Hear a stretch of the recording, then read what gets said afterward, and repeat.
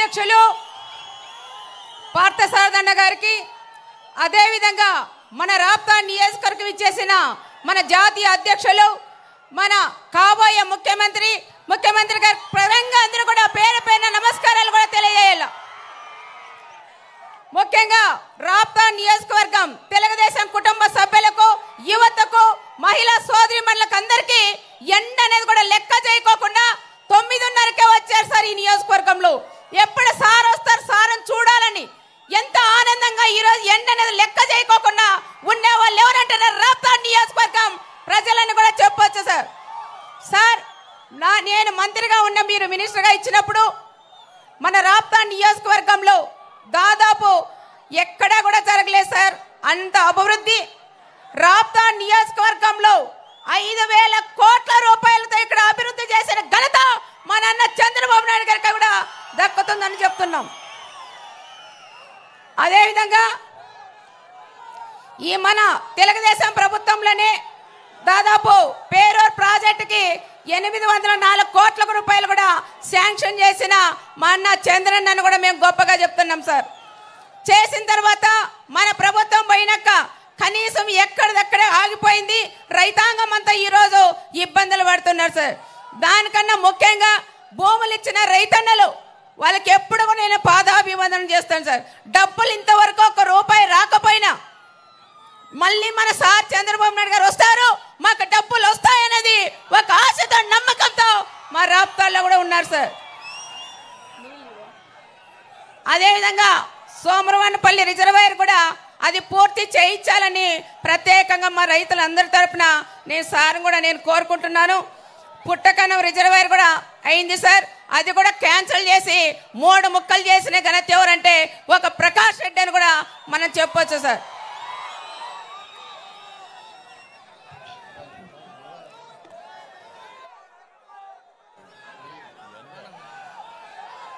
ఇదే సభలో ఇక్కడే రాప్తాల్లో ఒక సైకో సీఎం, ఒక ముఠా సీఎం కూడా ఇదే సభలో ప్రకాష్ రెడ్డిని కూడా పక్కన పెట్టుకొని నేను ప్రాజెక్టులు కూడా నేను పూర్తి చేస్తాను, దాదాపు పిల్లకాయలు కూడా చేపిస్తాను, 1,00,000 ఎకరాలకు నీళ్ళు ఇస్తానని ఆ రోజు సీఎం చెప్పారు సార్. ప్రకాష్ రెడ్డి కూడా చెప్పారు. మా రైతులు ఇప్పుడు అడుగుతున్నారు, మాకు పిల్ల కాలువలు ఇచ్చావా, పిల్ల కాలువలు ఇవ్వకపోతే నేను భీషం తీసుకుంటానని కూడా ఆ రోజు ప్రకాష్ రెడ్డి కూడా చెప్పారు సార్. ఎందుకంటే ఏదో సులభం అనుకుంటారు, ఏది చేయాలన్నా మన అన్న చంద్రబాబు నాయుడు గారు చేయాలి తప్ప ఏ ప్రకాష్ రెడ్డి కాదు. ఒక సైకో సీఎం, ఒక ముఠా సీఎం, ఒక ఫ్యాక్షన్ సీఎం కూడా ఫ్యాక్షన్ వ్యతిరేకించేది మన అన్న చంద్రబాబు నాయుడు గారు, ఫ్యాక్షన్ పోషించేది జగన్ రెడ్డి గారు అని కూడా మేమందరం కూడా గుర్తు చేస్తున్నాం సార్. ఇదే నియోజకవర్గంలో దాదాపు 3,000 పైన నాతో పాటు నా కొడుకుతో పాటు ఎంతో మంది కార్యకర్తల మీద 3,000 కేసులు పెట్టిన ఘనత కూడా ఈ రాప్తాడికే జరుగుతుంది సార్. అనంతపురం జిల్లాలో కూడా ఎక్కడా కూడా లేదు. రాప్తాల్లోనే ఏ చిన్న విషయం జరిగినా కేసులు పెట్టడం, పోలీసులు కూడా వన్ సైడ్ ఉండి చాలా ఇబ్బందులు కూడా పెట్టారు సార్. కానీ ఏ ఒక్కరు కూడా భయపడుకోకుండా ధైర్యంగా కూడా ఉండిన కార్యకర్తలు ఎక్కడంటే మా రాప్తా నియోజకవర్గం అని కూడా నేను ప్రత్యేకంగా సార్ కూడా నేను తెలియజేస్తున్నాం. అదే విధంగా సార్ జాకీ పరిశ్రమ కూడా మీరు తీసుకొచ్చారు. తెచ్చిన తర్వాత మెటీరియల్ దిగింది, వర్క్ కూడా జరిగింది సార్. మిషన్ దిగిన తర్వాత ఈ ప్రభుత్వం వచ్చినాక ఎమ్మెల్యే వాళ్ళ సోదరులు కూడా దాదాపు 15 కోట్ల రూపాయలు డిమాండ్ చేశారు. కాబట్టి జాకీ కూడా ఈరోజు తెలంగాణకు కూడా తరలిపోయిన విషయం, మళ్ళీ జాకీ ప్లేస్లోనే మాకు మంచి పరిశ్రమ కూడా తీసుకొచ్చి ఇక్కడుండే ఈ ప్రాంతంలో ఉండే ఆడపిల్లలు కూడా ఆదుకునే బాధ్యత మీ భుజస్పందాల మీద కూడా వేసుకోవాలని ప్రత్యేకంగా సార్ కూడా అడుగుతున్నాం. ఈ ప్రభుత్వం అదేవిధంగా సార్ ఇంకోటి ఏమంటే ఈ ఎమ్మెల్యే దోపిడీ ఇవన్నీ చేసినది, రాక్రిట్ సంస్థ పేరుతో గృహాలు కూడా తెచ్చుకున్నారు సార్. టెండర్ వేసి తెచ్చుకున్న తర్వాత ఎక్కడ కూడా పూర్తి కూడా చేయలేదు సార్. ఎన్నోసార్లు పేపర్లో కూడా వచ్చింది, ఇంతవరకు పూర్తి చేసిన పరిస్థితులు కూడా లేవు. ఎవరైనా ఇంటికి సిమెంట్ కావాలన్నా, గుడికి సిమెంట్ కావాలన్నా, ఏం కావాలన్నా హౌసింగ్ పీడీకి ఫోన్ చేసి వాళ్ళ ద్వారా ఉచితంగా వాళ్ళకి ఎత్తిస్తానని ఆ రకంగా కూడా చాలా మంది పేదవాళ్ళకు కూడా ఇబ్బంది పెడుతున్నారని కూడా చెప్తున్నాం సార్.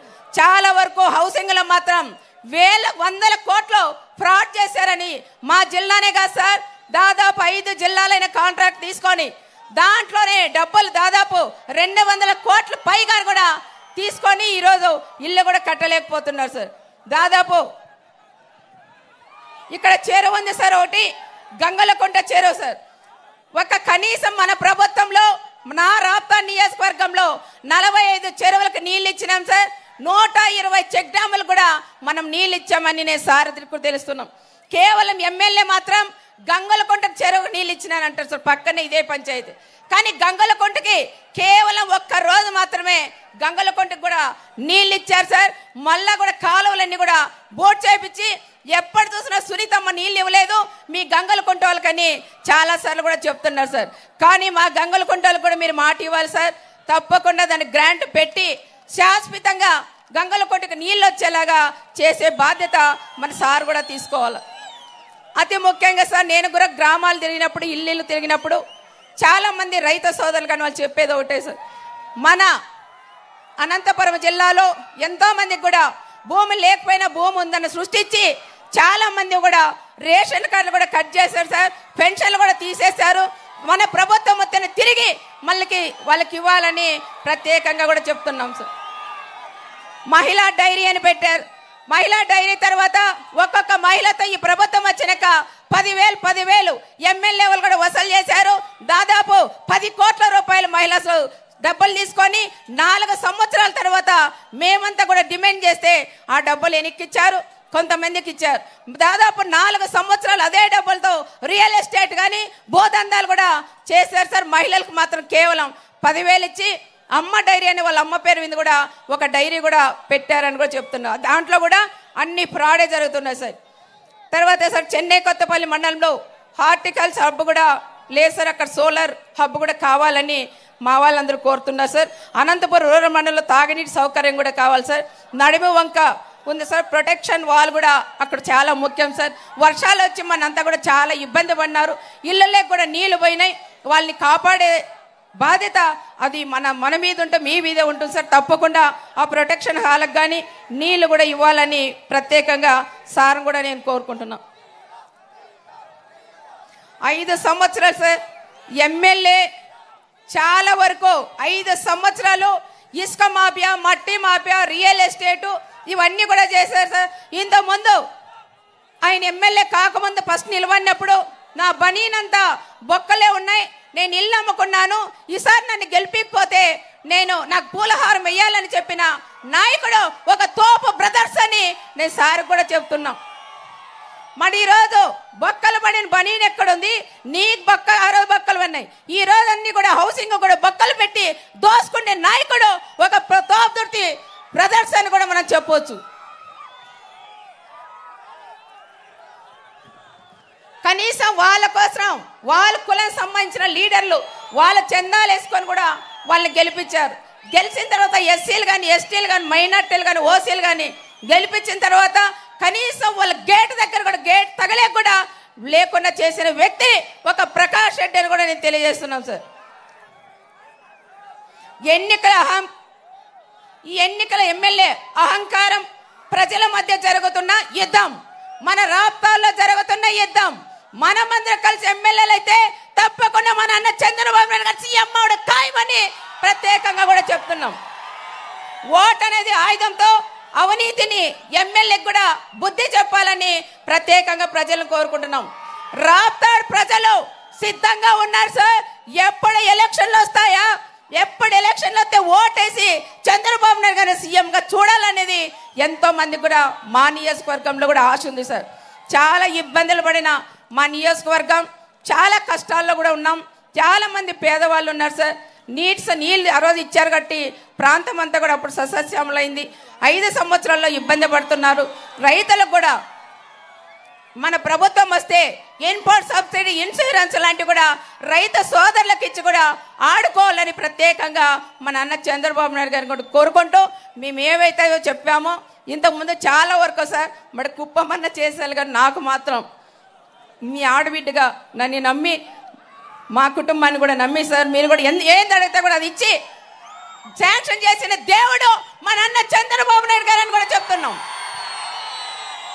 ఎప్పుడు కూడా మా కుటుంబం మీకు అండగా తోడుగా ఉంటుంది సార్. ఎన్ని కష్టాలు వచ్చినా కూడా మేము ఎవరు కూడా పక్కవమని ప్రత్యేకంగా చంద్రబాబు సార్ కూడా నేను తెలియజేసుకుంటూ మాకు ముఖ్యంగా పేరూరు ప్రాజెక్ట్కి ఇచ్చిన భూములకి రైతన్నలు కూడా మీరు వెంటనే మన ప్రభుత్వం వస్తేనే వాళ్ళకి వెంటనే కూడా డబ్బులు ఇవ్వాలని సార్ కూడా తెలియజేసుకుంటూ సైకో పోవాలి, సైకో పోవాలి, సైకో పోవాలి, చంద్రన్న రావాలి, చంద్రన్న రావాలి. యువత కూడా బాగున్నారు సార్. దాదాపు 32,000 ఓట్లు వాళ్ళు వైఎస్ఆర్ ఎక్కించుకున్నారు సార్. అవన్నీ కూడా ఇప్పుడు తీసేపించాను, దొంగ ఓట్లు కానీ ఇవన్నీ మళ్ళీ 30,000 ఓట్లు కూడా ఎక్కించాను. ఘనతలు మా క్లస్టర్లు, కన్వీనర్లు, యూనిట్ ఇన్ఛార్జ్లు, బూత్ కన్వీనర్లు, లీడర్లు అందరూ బాగా కష్టపడి పనిచేస్తారు సార్. ఇక్కడికి వచ్చేసిన మీకు అందరికీ కూడా పేరు పేరున నమస్కారాలు కూడా తెలియజేసుకుంటూ సెలవు తీసుకుంటాం.